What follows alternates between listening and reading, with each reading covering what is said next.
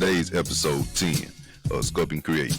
I'm joined by the powerful team behind the stage production, Soft, a raw, emotionally charged piece written by playwright Donja R, a mentor to our featured guest and lead director.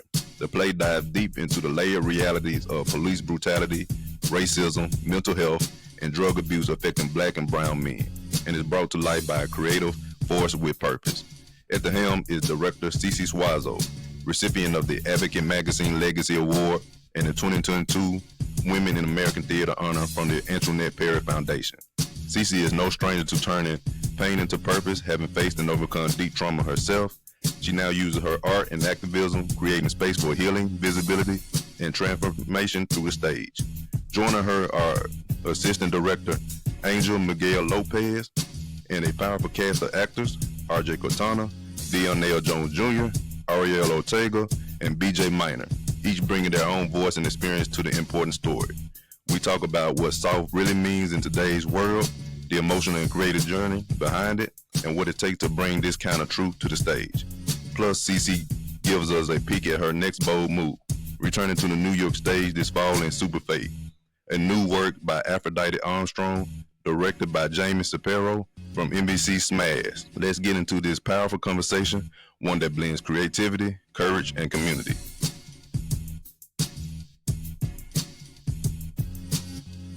Welcome CeCe, RJ Cortana, and Ariel Ortega.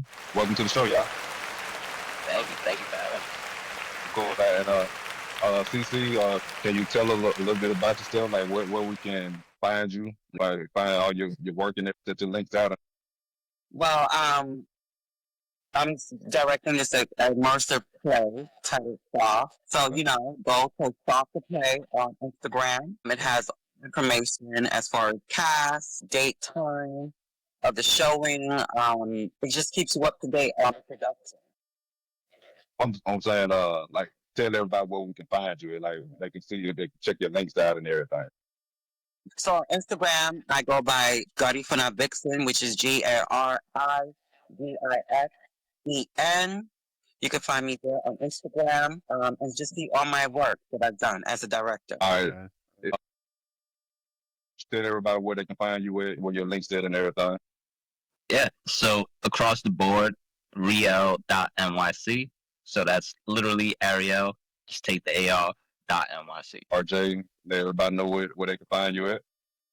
You can find me on Instagram at my name, rj.cortana. That's rj.cortana. That's where I'd be at. All right, cool. So let's get into it. So tell us about this play. Tell us the name or what it's about, to kind of give us a good rundown of what this play is about. Well, the play is titled Soft. It's written by Donja R. Donja is an Afro-Latino queer playwright. He is one of the boldest voices in American theater with his works, which is like Sugar in Our Wombs, Fireflies, When We Were Found, The T.T. and Lala Show, The Trade, and, Soft.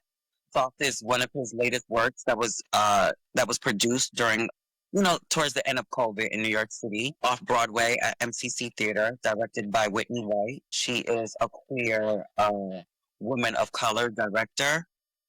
And Soft tells these themes. It has so many strong themes. It's about our Black and brown, Latinx and Latino and Black men in a correctional facility. And it's a form of, it's like a chosen family, right? It's like brotherhood that's presented with all these variations. And themes that's discussed in the play, like mental health, rejection, racism, brutality. It talks about all those strong themes that our young brothers face in 2025, right? And a lot of these themes are really not discussed publicly or in a home setting. But this play brings it all out.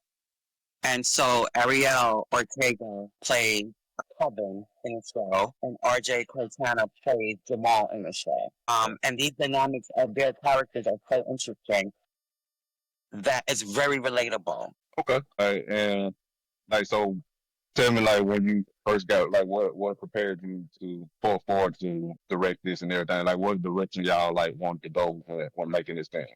Making this play out. So this project has been 2 years in the making.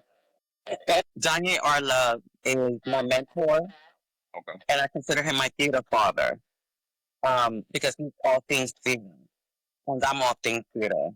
And so when I was new of the project in New York City, I said, this is very interesting that he writes of this magnitude. And this is like real, he's writing. It's very heavy stuff that Diane has written in here. And it's also through his experiences, through his lenses, growing up in Philadelphia. And so when I asked him for the play 2 years ago, it was just a read. Because I was more intrigued about what was not showcased on stage, but written on paper. Because sometimes when you're a theater patron, things just fly over the wall very quickly. But then when you get that actual physical script and you're going through it, you're like, oh, and this plan, the story's fully now. And I said, this needs to be done in LA. But it took 2 years because of our star actor, BJ Minor. BJ was at the time promoting the series bike based on boxing legend Mike Tyson and Hoover. And then BJ got booked as just a one-day guest starring role on Bel Air on Peacock Network. And they were so amazed with BJ's talent that they just said, we just need to write this role permanently in the series. So BJ has been filming Bel Air for quite some time, and it was also appearing on Grey's Anatomy as well. Okay. On ABC, the Thunder Rhyme show. So it was more like scheduling the DJ and others, like Dion, RJ, and other members that were originally cast that are no longer attached to the project. And so I just said, I'm willing to wait for BJ's ability to fully open.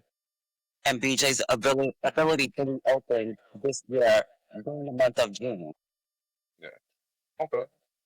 And area. So, can you tell us about your character? Yeah, nah, definitely. And it's, honestly, just piggybacking off what CeCe said, like, the story itself is just so real, and that's what, honestly, it drew me to the character of Kevin, right? So it's, without saying too much, it's literally the kid that from your block, the person that's there, that's hopeful, that has that light in them, that can kind of just either be a guide or a fun time with you.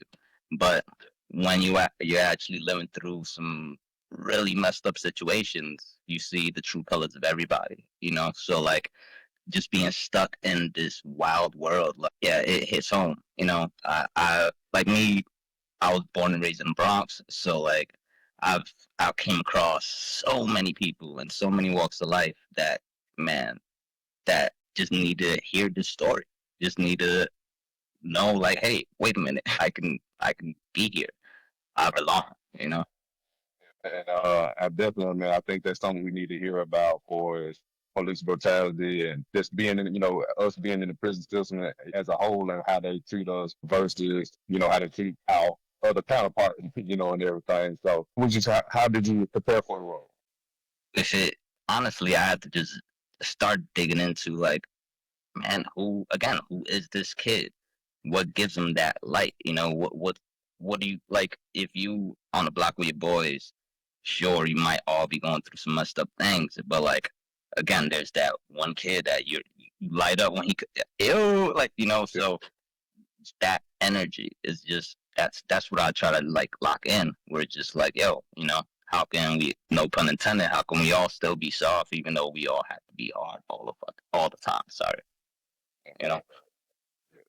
Okay, and RJ, put you in the fold. Talk about your character, like, what got you, what made you, pick the role, and like what made you prepare for it. So, Yeah, for me, like Ariel said, piggyback off that, it is real. The kid that Jamal is very much close to home for me. My kid was a smart kid. I had parents that didn't want anything but the best for me, and so they made sure that I got through life knowing I was smart, that I was not just some dumbass kid trying to skate through life.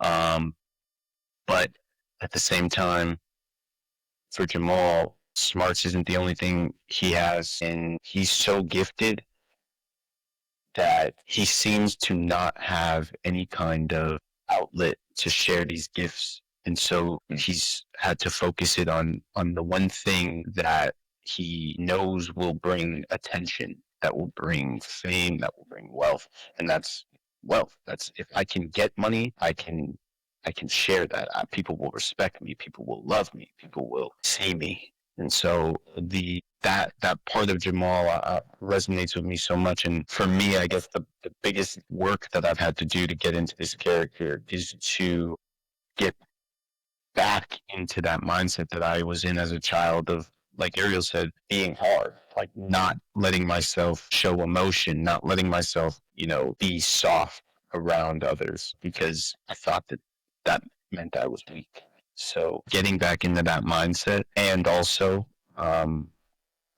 dusting off the old chops of writing and rapping, because that's one of Jamal's main skills. Is he's a talented artist, he's a talented rapper. So to get back into what it's like to be a kid who doesn't want to be soft because it's looked at as weakness, that only has money on the mind, and that has so many gifts intellectually, but no outlet to use them. So getting into that's the work that I'm going through.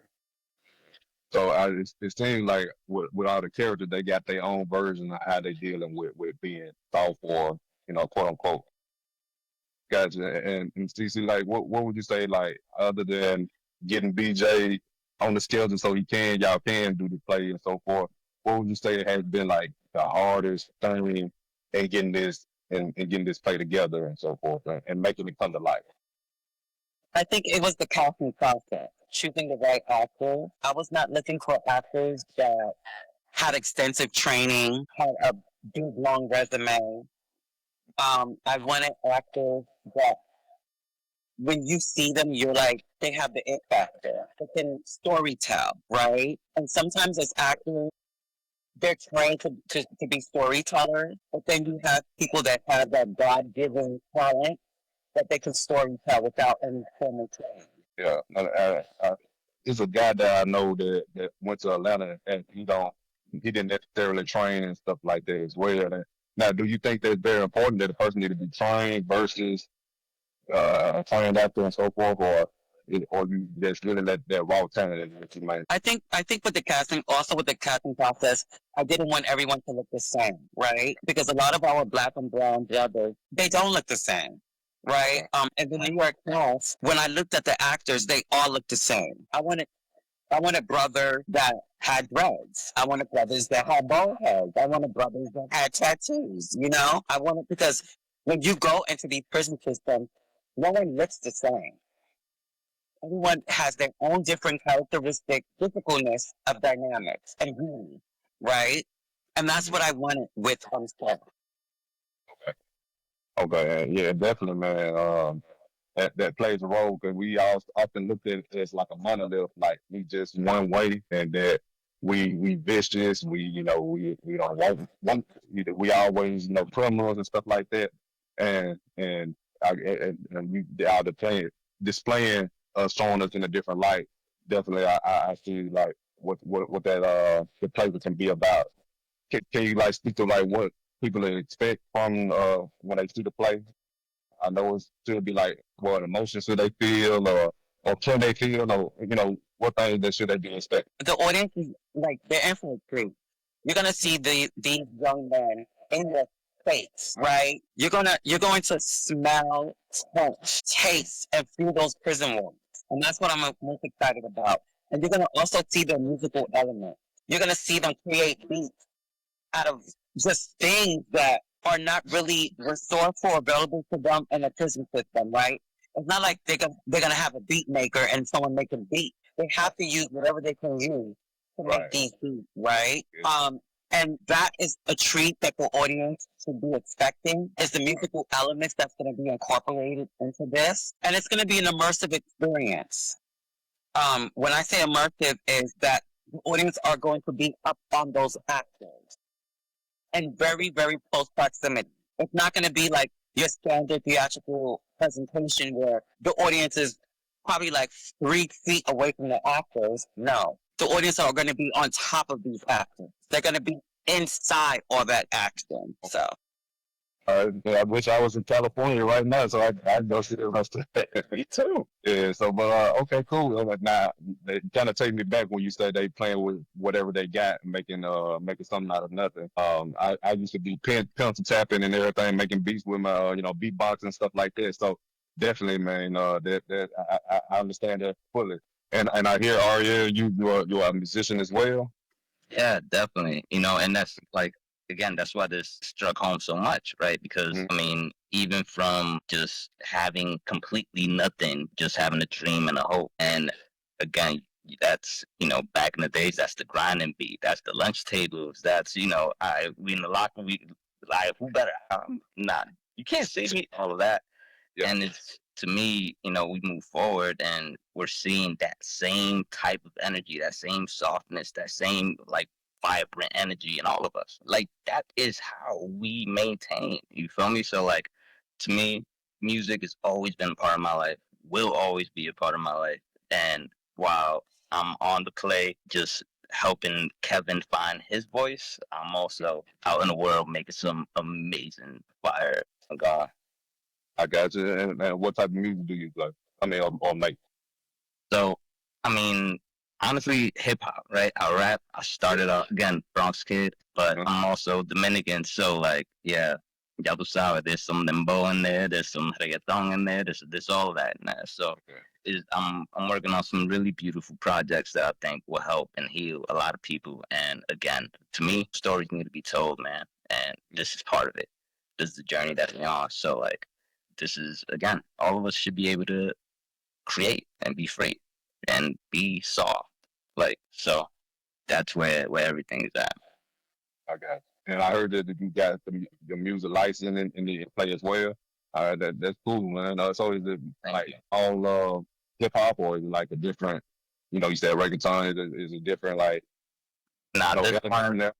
Yeah, this one, I mean, there's some classical elements in there. This was made with, it's an R&B song I worked on with an amazing artist named Damar, and just a couple of producers and a composer. And man, yeah, it's straight, like, real hip hop, but it's hopeful. It's literally, I mean, kind of wraps up the play, right? Where it's just like, man, we're all honestly just trying to get away and survive and just be free. So, like, I'm excited for everyone to hear the song, and actually witness it in motion with the play. Because I think I'm hoping, banking on some tears to fall when that happens, So, fingers crossed. So it's this Saturday, June 28th, Tommy Art at 5418 Santa Monica Boulevard in the Hollywood area. Inside the Shirley Dawn studio, doors open at 7:30. 8 p.m. show. There's a 10-minute intermission, followed by a talk back about the production, and you just never know where it'll go, or what's next for us on this journey. So, and tickets are currently on sale at Promo Tickets, which is discounted tickets online. And I'm telling everyone to get your discounted tickets before the ticket extension ends on Thursday, June 26th. So it's Soft the Play Promo Ticket. And tickets range from like $2.50 to like $12. And then tickets at the door will be like $10. Yeah. Excuses. Just get your discounted tickets. Get them early bird special. I wanted to put that in there because I didn't ask that earlier. With it being, you've been the director versus the person who wrote the play and so forth, those are two different dynamics. Can you explain, the person wrote the play, but you bring it to life and how that person wanted to go, how the playwright wanted to go, right? So, like, kind of explain that dynamic between being the voice for the playwright. Well, Donja, I've been knowing Donja for years. Donja is a big advocate in the LGBTQIA community. And I just happened to step into their classroom during the pandemic because I was already a playwright. But I kept saying, there's something missing in your own work. And so when I got into residency with Donja showed me how to write plays. Just not even plays, the scripts way better than how I was originally taught. And from there, our bond was strong, but this just made it stronger. And it solidified me as, wow, I know what Donja goes through, what they're experiencing in their head when they're writing these narratives. Excuse my French, but Donja just writes all, and you know what I'm talking about. Yeah, I'm using the N word. I guess. So, and they don't write plays for the white communities, but they write these plays for the white community to understand the black community. Right? And so my first interpretation from one of Donja's plays as a director was Sugar Malvin, which starred BJ Minor and Jamal A. Everett. And it talks about two black men in slavery times in the 1800s that present this masculine queer story, because it was wrong that during those times that, queerness, which is two gay males, was completely wrong at two different races. So that was like my first interpretation of Donja's work. And then the second one, RJ happens to star in, which is 1 and 2. And it talks about the 2017 survey of the HIV and AIDS epidemic within our black culture, especially within our black and brown brothers. That's not discussed. Yeah, definitely. So y'all definitely talk about a lot of things in the play and so forth. So a lot of folks can see themselves in it, and also bring the message to other people who are outside of our communities and stuff like that. They can be able to I guess maybe not relate, but definitely understand in some aspect, and everything. Right. And then one thing about Soft, to be honest with you, when we look at the suicide rate, it's a high number with our black and brown brothers. And it talks about that in Soft. And I'm not going to give too much away, but there is trouble in the water for like one of our characters, but he is struggling. So. Definitely. Of course, RJ. So how long have you been acting for? I started acting my junior year of high school, but I technically started auditioning since I was about 10 years old, 23 now, so about 13 years. My first ever booking outside of background was when I was, and outside of personal stuff that I did with friends, was when I was 19, and I had the honor of playing Wallace Turnage, who is the youngest recorded slave escapee. He was 17 years old, and he escaped from Mobile, one of the most fortified Confederate base camps. And yeah, he turned the tide in Mobile, Alabama, by escaping and telling the commanders of the North all that he had seen and knew of the fortresses in Mobile. So that was a gift. And starting from now, from back then to now, like what would you say been in your hardest role? Looking back, I'd say the hardest role for me probably last year, called Pistols and Apple Pies, and it was my first time ever playing a bad guy. I played a bully, and I essentially I jumped the main star, beat him up, and then call him a bunch of slurs and terrible things. That was probably the hardest for me then at that point, because I had never been that kind of person, and I had never had to act as that kind of person before. So that was difficult to really bring that malice out. I would say though, as of right now, having yet done Jamal, I feel like Jamal is probably one that I'll context of the character and everything he's gone through, but also the context of our show. We don't have much time before Saturday, and a lot of the, like CeCe said, the audience will be very much involved with us in the space, having to remain in character and remain present with my fellow castmates while also being aware that I'm in a close vicinity to these audience members. This will probably be the hardest role I've done. But definitely, I can, with your demeanor now, like you're very soft spoken and everything, laid back. I can see. So that's the reason why I asked. Like, do you see some of yourself in the character of Jamal that you play, or what part do you see yourself in character versus parts that you don't see? Absolutely. Me and Jamal are people pleasers. One of his main things is like look for his mother's approval, and I was very much in the same mindset for the past 20 years of my life. So I know what it's like to try and search for validation and approval from people that are supposed to love you, and to not get that all the time. I would say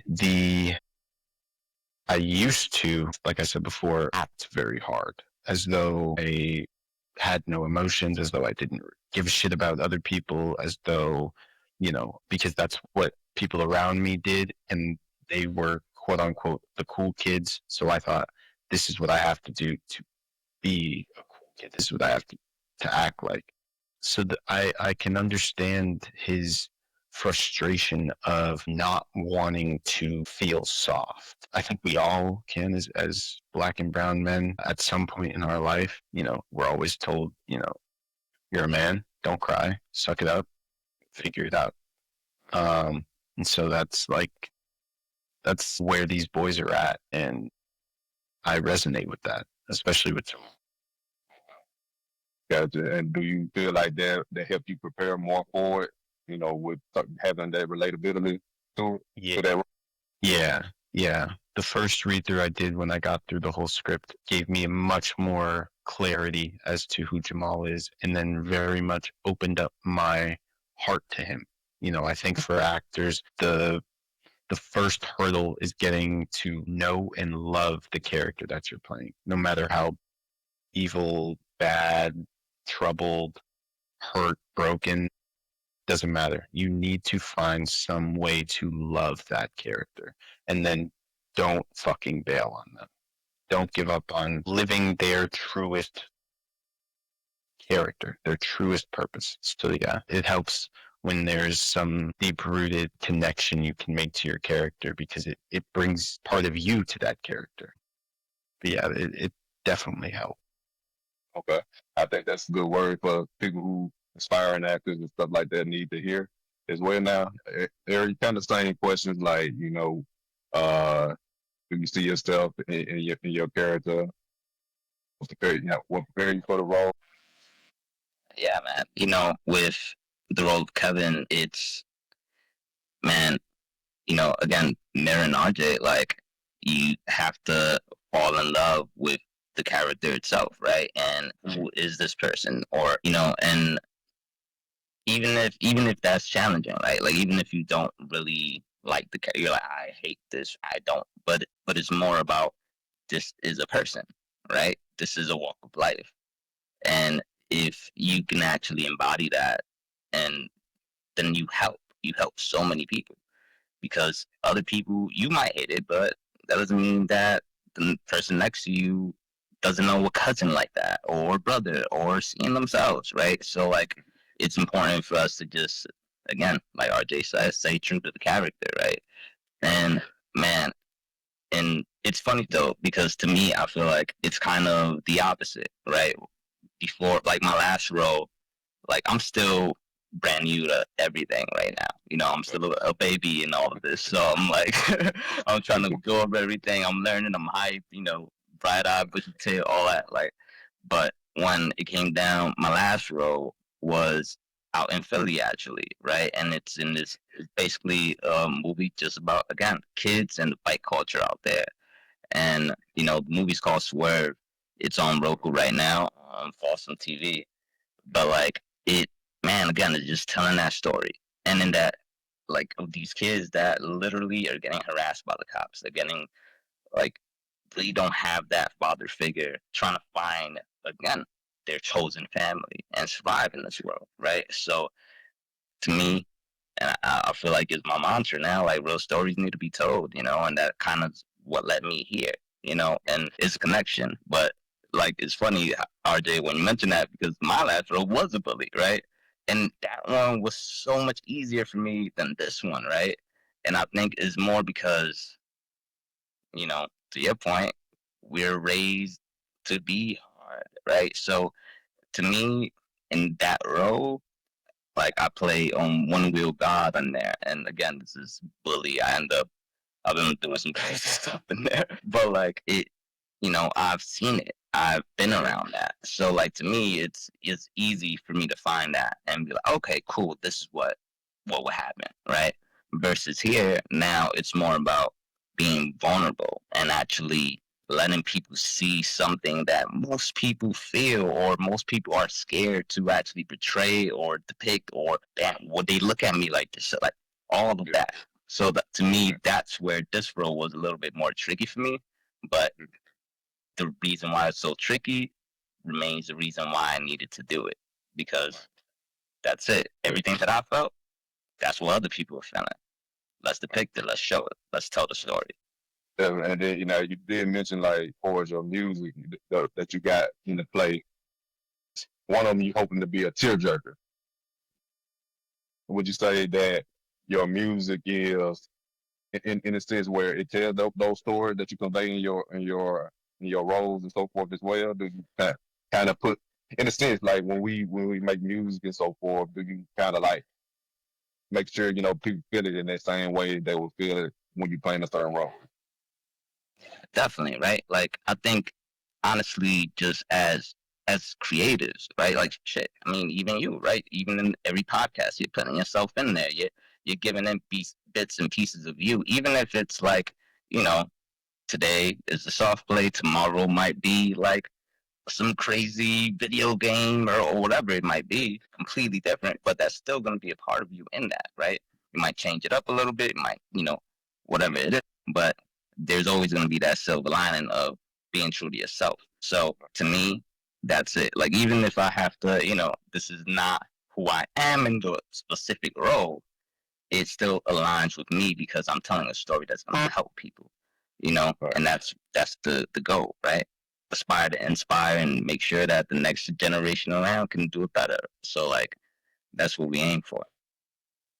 I like that. And so, CeCe, so when you're directing your actors and actresses and so forth, like on this particular play, like what were you looking for? Like what was you wanting them to do? What would you want them to convey and bring out, in the role to make this a great play?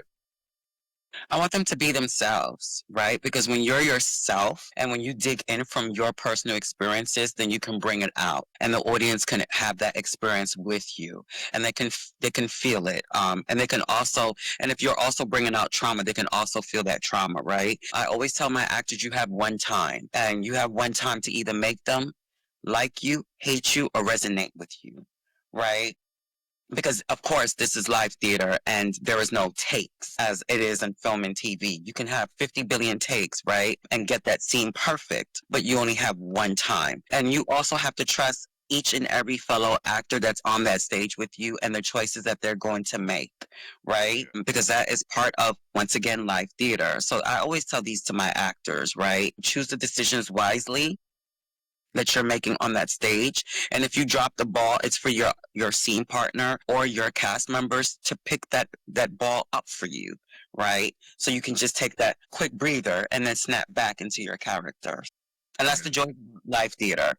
Expect the unexpected with live theaters, right? When I was an actress and I was acting, there was many times I would drop the ball and people would just pick it up for me, or vice versa. My cast members would drop the ball and I would just pick it up. I remember doing a 2-character handler, and I was on stage for 90 minutes. I'm in Dead and Breathing with my co-star Shirley Smallwood, and we did it in the Bay Area. It was a premiere written by CeCe Hutchinson, who is a good dear friend of mine, and my co-star who was playing this 90-year-old wealthy rich woman, but my co-star, Mama Shirley, is in her 70s. And in one of the scenes, she forgot like an entire monologue. And I noticed that she forgot an entire monologue, and I noticed that she had dropped the ball. And I just said, okay, now you just go to the next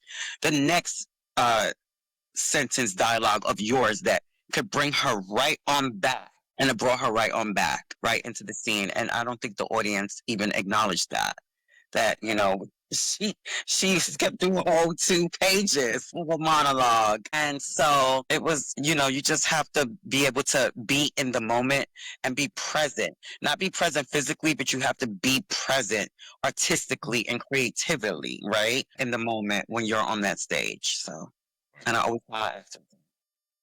Okay, got it. So have you ever, have you directed, have you been on film before too as well? TV and film, only because I don't like how I look on TV and film. TV and film gives you 20 pounds, right? It gives you 20 pounds. And I don't like how I look on TV and film, but I have made a great career in theater. And and I will continue to do so. I will continue to tell these important narratives that need to be told and direct them as well.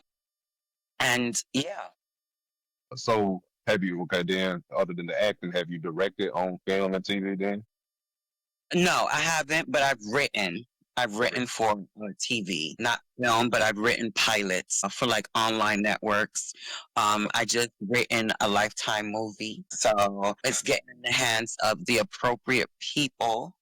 Okay. The Lifetime movie, so I'm very excited about that. And like I said, you just never know where it may lead to. I know after SOF, I have 2 projects in New York that I am a part of in the producing team, not in the directing team. And so I have a lot of say so in these 2 new plays in New York City. One is called Super Fake, and the other one was called California Story, but now it's formerly called California Story, but now it's a new title to it. So, and that's written by Roger Q. Mason, and California Story is written by my daughter, Aphrodite Armstrong. So, yeah. All right, now, so, and then you kind of mentioned a couple things. Can you say, like, tell what's the difference? Not what the difference, but like, what's the difference between acting in the theater versus being on film or on TV? Like, what's the different dynamics in there?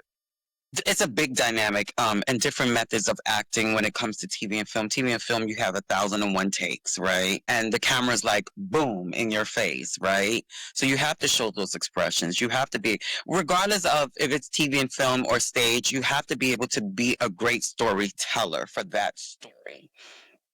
And in theater, you just have one time. You have one time for that audience to either love you, hate you, or resonate with you, right? And you have to also be skilled of how to move the stage, right? TV, film, the camera follows you a lot on set, but on stage, you have to be able to work that stage, right? Just as singers, I come from a family of singers, and my mom always told us, you have to work that stage as a singer, right? You just don't want to be in one spot. That's not really a performance. Like that becomes mediocre, boring in some case, right? When you're not really working the stage, and actors have to be able to play. They have to be able to learn how to work a stage, even in smaller spaces, because this is a small space. The Shirley Dawn's studio is a very small space, right? And that's why the audience is going to be on those actors. But those actors have to be able to work that little diaphragm, that little part of that thrust stage that they're going to be placed in. So that's the differences of theater. And regardless, you should be knowing what stage left is, and stage right, downstage left, center stage right. You should be able to know what all these terminologies is. Okay, cool. RJ in the area, this is y'all first play, or have y'all always just been strictly TV, or one of y'all can answer first? I'm not. I'll take it. This is not my first play. I started in high school, my junior year. So my first play was then. I did Newsies my senior year, but that was our COVID year. So our play got canceled. And then I did another staged reading with CeCe, Thoughts of a Colored Man, along with 1 and 2. And then I also did a production of Streetcar Named Desire. This will be my 6th. Okay. All right. All right. It's the same question. Sheesh. I mean, this is my first. First. Okay. Again, yeah, super new. I'm coming from, thank God, did a nice little short film. That's where. And now I'm going into my play. So, I mean, again, Trey, I will let you know after this if I see the difference, if I feel it was different between both types of acting. But yeah, I'm just jumping in, man. So you brand new to the acting scene. Yeah, man. Yeah, baby out here. Okay. All right. Okay. And so, I would say, RJ, since you got more experience, can you tell the aspiring actors out there, how should they be able to get on? What should they be looking for? What should they do? Yeah. Yeah, absolutely. Denzel Washington, there's a reel of him giving great advice, but I will take about 3 notes from what he said because I don't want to just spit what Denzel spits, but learn. Always be willing to learn new things every day, whether that is learning new techniques for dialects, learning new techniques for memorization, learning just new skills, whether it's to do a cartwheel or to dance or to sing. Just keep learning. Have close circle. The social media is not your best friend. It is not the only live by, die by social media. You do not need that to become an actor. If you want to be an actor, keep a nice close circle of people that you trust that can give you good and honest feedback of things you do and things you see to help you round out the kind of actor you want to be. 3, shut up. You don't know everything. As Ariel has just stated, being a baby in this industry, do everything. Yeah. Limit yourself to thinking, oh, I only want to do TV. Oh, I only want to do film. Oh, I only want to do plays. Do everything because there is a difference. Ariel, you will notice it off day 1, just off of rehearsal, because that's something that you don't have in film and television. Rehearsal in film and television takes about 2 hours, and you do literally rehearsal with the camera, whether it's first team, which is the main leads and cast, or it's second team, which is a bunch of people that are standing in for the main leads and cast. You're going to do rehearsals for about an hour, and then you're going to shoot it, and then you move on. Theater is so much different because as an actor, you are locked into your character for more than just an hour at a time. You're going to be locked in all rehearsal, which most of the time could be anywhere between 3 to 6 hours.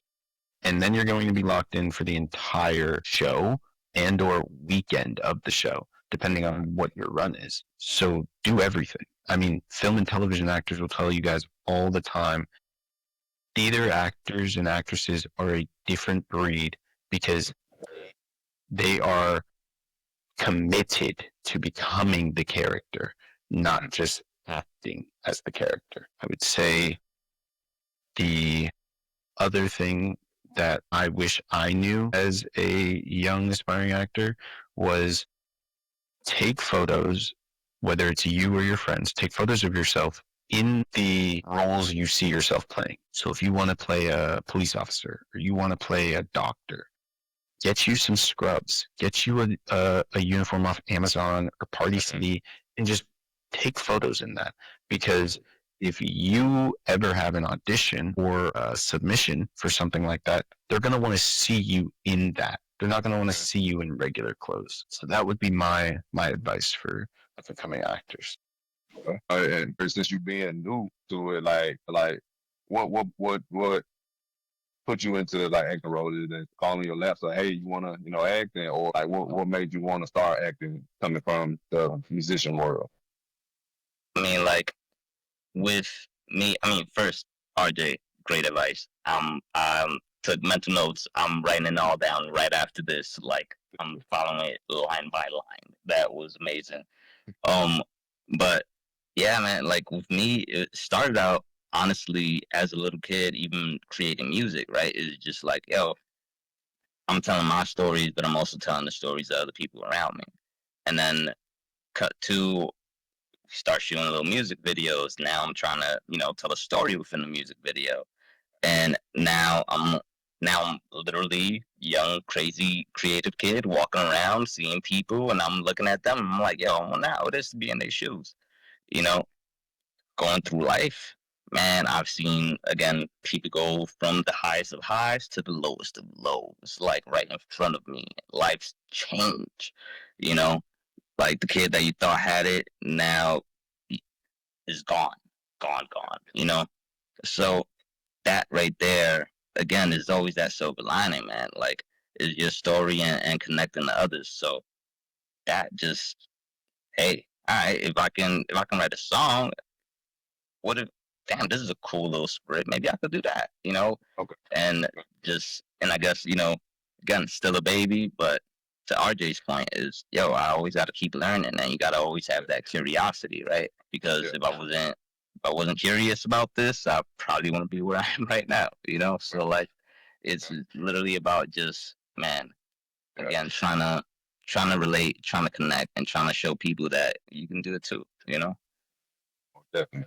And to RJ point, I have heard Denzel stated that doing the play is harder than doing the film and everything like that. So I have heard that before too. And to your point too, I like when you do the music videos, and all of it like just kind of connecting. RJ point to as well. All of it kind of connects. You doing so many different roles. You playing, you singing. You may be playing instruments and stuff like that. All that goes into your acting skills and stuff like that as well. So when you go into that, so I do like that part of it when it comes to that, because like I said, I did a church play when I was younger. And I wasn't really even thinking about acting then, but when I did the play, everybody came to me and said I did real good. My sister was in the play date. She said ain't nobody told her anything. So I like, oh, okay.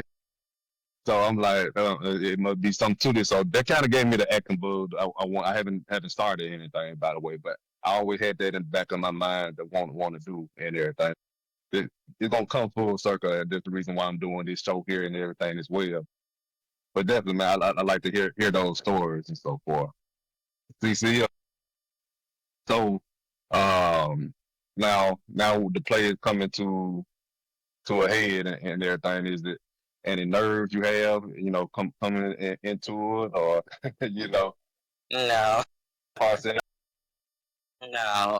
This is my league, right? Okay. I've been in this business for over 30 years. So this is my league. This is my comfortability. I have a extremely, extremely fire cast. Experience or not experience, new babies, older babies. And I trust that every actor in that room is going to story tell and bring these characters to life and present these narratives to that viewing audience. And it's funny because with Ariel, when I seen their callback tape, I said, he has natural talent, and I don't care about the training. And I wasn't looking for trained talent. I was looking for the naturalness. And that's what Ariel brings. With RJ, I think RJ came to me when they was like still fresh out the wombs, right? Like, what was it? Like 3 years ago, RJ? Yeah, just about 3 years ago. And RJ was in Thoughts of a Colored Man, written by Keenan Scott III. It talks about brothers again, but this time in Brooklyn, New York City.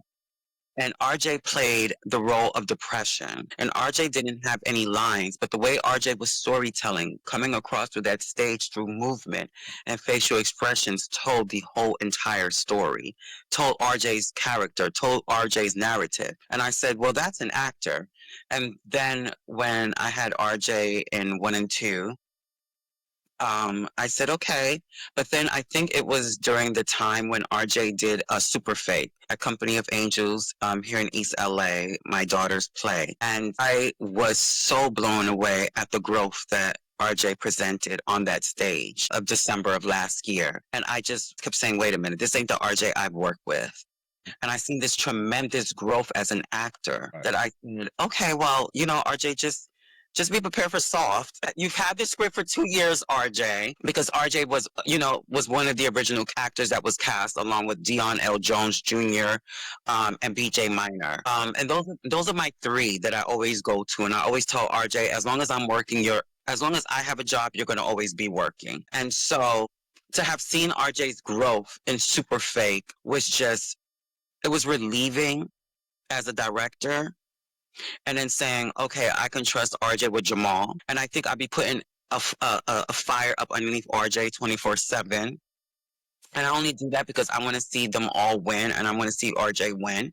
I'm like, RJ, it's rapping. So one time we had a little rap thing going on, and I said to RJ, okay, in order for you to have Jamal, I need to see what you can do lyrically wise, right? And then, one thing I love about most of them in the cast is that they take constructive criticism extremely well, and they don't take it personal, right? And sometimes as actors, we can take it very personal and think that, oh, I'm not doing a good job in the room, or the director's picking on me, or the director doesn't like me, right? And with these three that I normally work with, which is, RJ, BJ, and Dion, they take the constructive criticism extremely well, especially from my mouth, right? Because they know how my mouth could at times be very fiery and spicy. But the other actors, these new actors that haven't worked with me before, they're going to catch wind. But I say it with love. I don't say it out of malice or being malicious or with bad intentions. I say it with love because I want to see you win. And I know how this business can really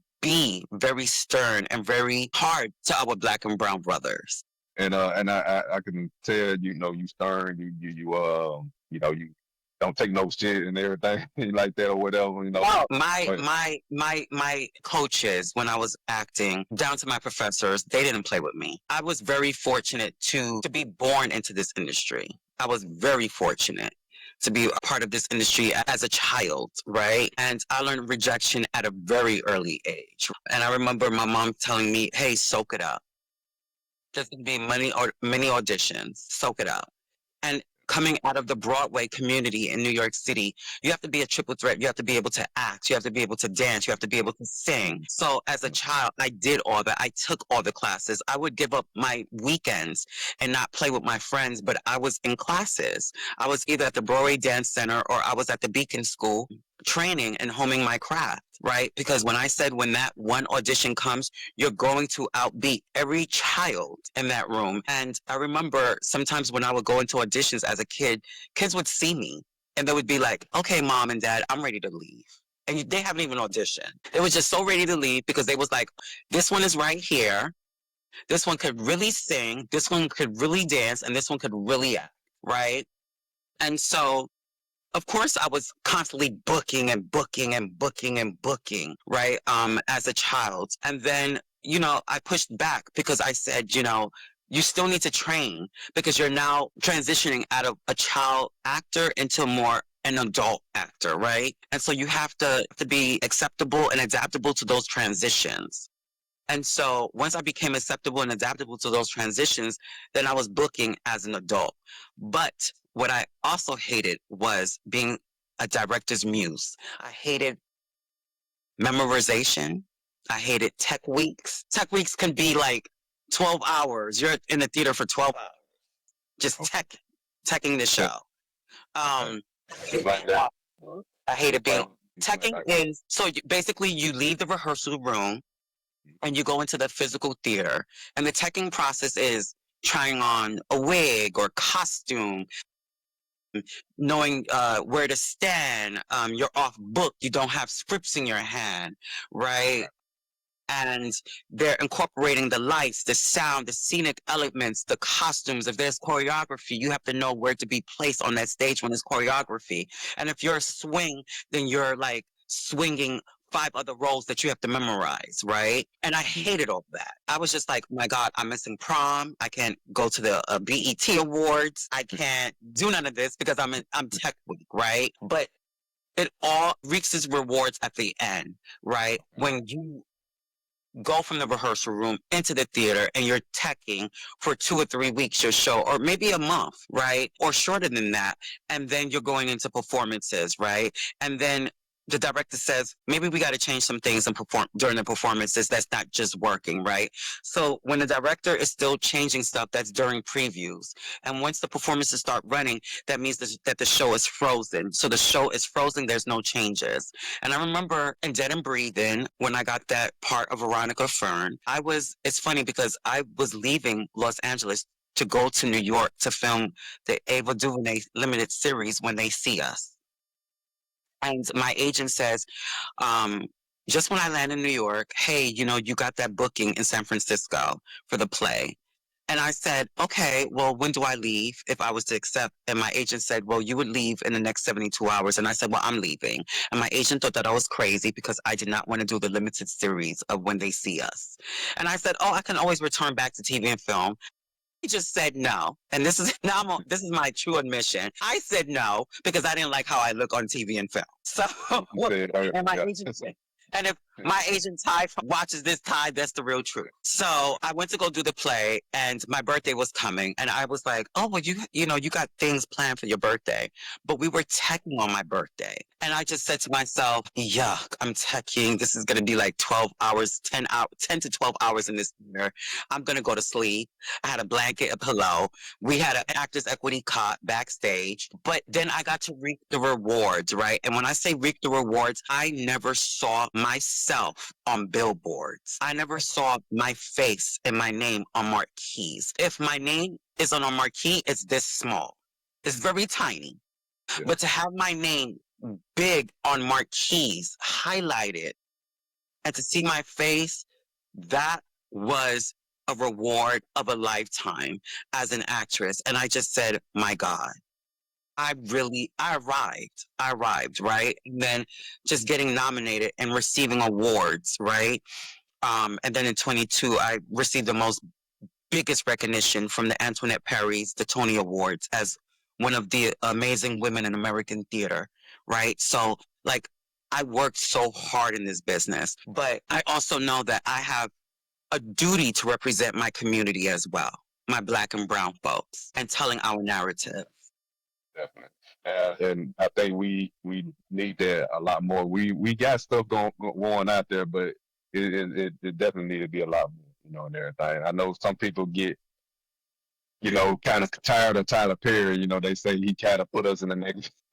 He kind of put us in a negative light all the time. So yes, his narratives were but for Black and brown women, sometimes I don't agree. Like, he got this thing called Divorce Sisters. It's like, Tyler, what are you doing? And then you got like this cult show called I forgot the name of it.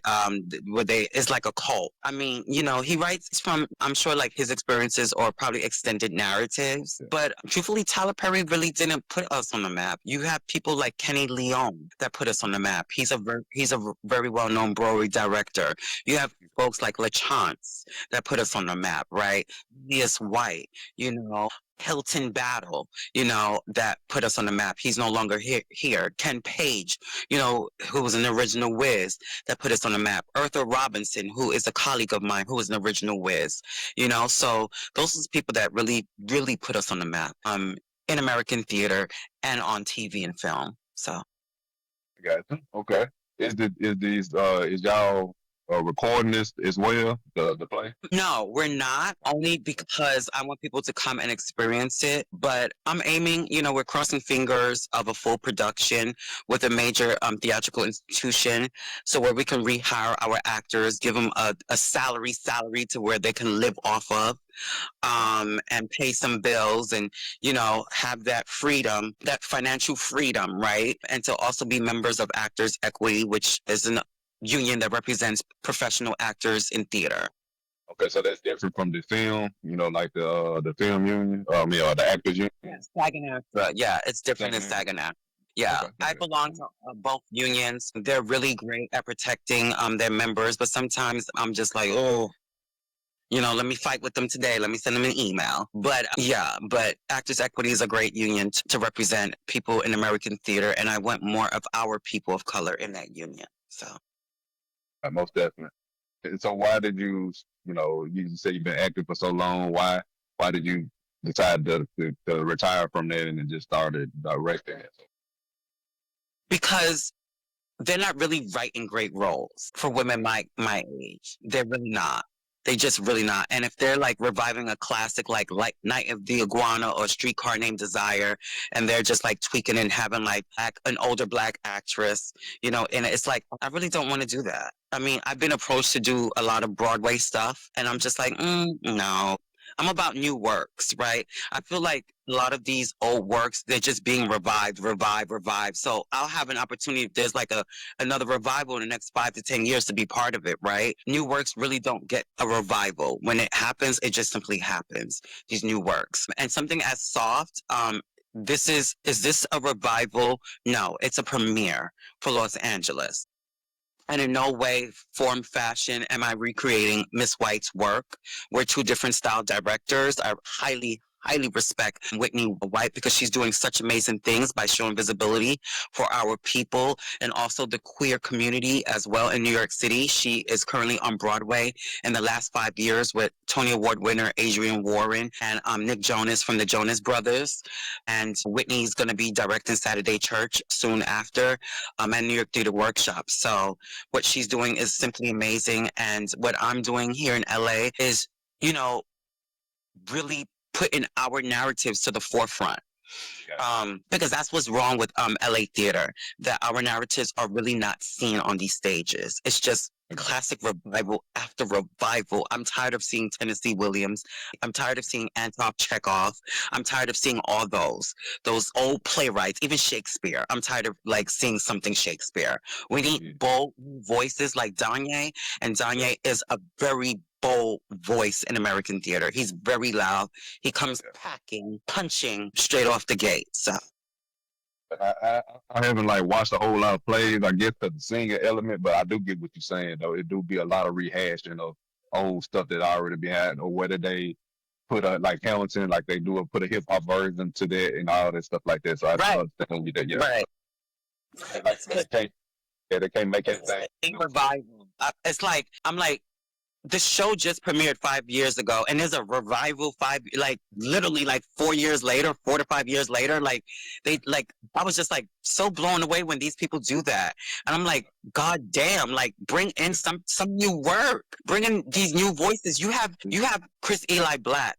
He's a bold young playwright from New York City. He's also a writer on Raising Kanan for the upcoming season of Raising Kanan, and Eli Black, I have the honor to direct one of his stuff here on LA, and it spoke about addiction and recovery in our community, right? And it was just so explosive, and I'm so thrilled that Eli has gotten the recognition as one of the newer voices in American theater, and Eli's like in his late 20s, and this boy's been writing plays like straight out of like high school, right? Stuff that he is choosing to not throw underneath the carpet or in a mosquito net. And it's like, no, you're going to hear what the hell I got to say. And those are the type of words that really draw me to projects. Like I said, you're very passionate how you were just, telling me all that too and everything. So I like that. Like I said, you just basically, you wanted to tell more of your stories and push the narrative further, even more than what really being put out there or the lack thereof. Our people, for our people, you know. I mean, for our people, and like these white, and I'm gonna say these white theatrical institutions need to get it together and hold space for us. They really do. They really do. And a lot of them approach me, and I'd be like, no, and I say no because I look at your board, the people that's running it, and your board don't have color like me or a face like mine, and so I'll say no. Yeah. And so, in order for me to come in, you got to diversify it with people like me that look like me, right? Because I'm gonna present that representation on stage, right? And if it doesn't look like me, I want no parts of it. Even my team, if it's Black story, then Black people should be handling that story behind the scenes. I don't want to see no white costume designer. I don't want to see no white makeup artist. I don't want to see a white wig stylist. I don't. Not no Black narratives. No, it's our people that should be telling those. Yeah, I feel, because they ain't going to know how to tell it because they ain't really living that life of the culture and so forth. I understand that, yeah. Okay. I feel you on that. All right, so before we like get out of here, I want to kind of kind of say what the play be about so everybody know what they gonna get when they see it. RJ, we're gonna start with you, and then we'll come back to CeCe because she gonna close it out for us. Because she's so passionate right now and everything. So we're gonna get her to be the close. All right, but RJ, so tell everybody what you would say the biggest takeaway that everybody can get once they see this play. You know, not just your character, but everybody else. I'm going to say the biggest takeaway I want the audience to get away from this is acceptance of vulnerability. Just that simple. All right, cool. Ariel? Yeah, I mean, kind of piggybacking off of that, like that was the smoothest, cleanest way to say it. Man, honestly, it's like, yeah, like don't judge a book by its cover. Like you don't know what someone's going through. You know what I mean? And I think, I mean, just as Black and brown people in general, just like you are always looked at as something else. So like you can never be you. You know, like if you are big and Black and brown, you might seem intimidating. But fuck around, that guy's into like Dungeons and Dragons and like just chill out and nerd out with his friends at home and play games. Like people are just people. So if you start judging them by what you heard or what you think or what society puts on you, you're shooting yourself in the foot, in the heart, in the face, in the everywhere. Like, so, you know, just be a person, be a human. Yeah. Like that. And CeCe? Resilience and truth. Because this is what this play speaks about. When it comes to our brothers, we need to be able to protect our brothers. Like that. Okay. I thought you were gonna get a little long-winded on that. That's why I was giving you time. We got to protect our brothers. It's just too many of them incarcerated. Too many of them. I mean, I have a son, and I definitely understand that. And I keep telling him, you know, you finna get out. He 18, just graduated, and I was like, you know, you finna get out of here in this world, and the world ain't gonna see you like we see you. You know, and you need to be prepared and ready for that, you know, and so forth. So I definitely get that. And then you putting that message out there because we get so much in the music, so much on TV and film and everything that we see, you know, crime and drug, sex, and all that stuff like that and everything. We see a lot of that, but we don't see those positive messages out there. And we definitely need more of that. And I definitely commend y'all for the work y'all doing. So when you do get that, where you're able to record, I would like to definitely get it. So that's why I was asking where y'all recording. I'd definitely like to see it. But okay. But definitely. So before we close out, you know, to tell everybody again, you know, where, you know, CeCe, I let you tell about the, you know, the name of the play again and talk about everything, where it's at, time, everything, and then, you know, where we can find you as well. The play is called Soft. It's written by Donja R. Love. It's this Saturday, June 28th at Tamale Arts, Shirley Dawn Studio Theater, 5481 Santa Monica Boulevard. Tickets is on promo tickets. If you search Soft the Play, you can see that, or follow Soft the Play on Instagram for the latest announcements and updates. And yeah, you know, that's it. Cool. Ariel? And Ariel Ortega. Ariel, it's all good. You can find me on riel.nyc on all platforms. So literally Ariel, take off the A plus NYC, and you'll have me on everywhere. And yeah, I'll be playing Kevin. It's going to be an amazing ride, and I'm excited for everybody to be a part of it. Cool. RJ?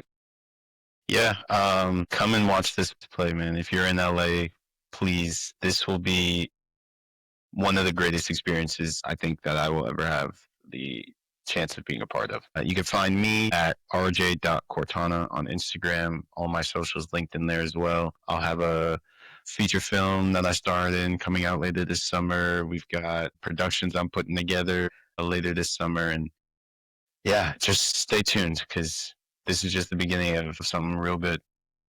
Definitely. So cool. So yeah, if y'all in the area, y'all check CeCe's and Ariel and RJ's play out. Follow. And until next time, we out of here. Peace out. Bye.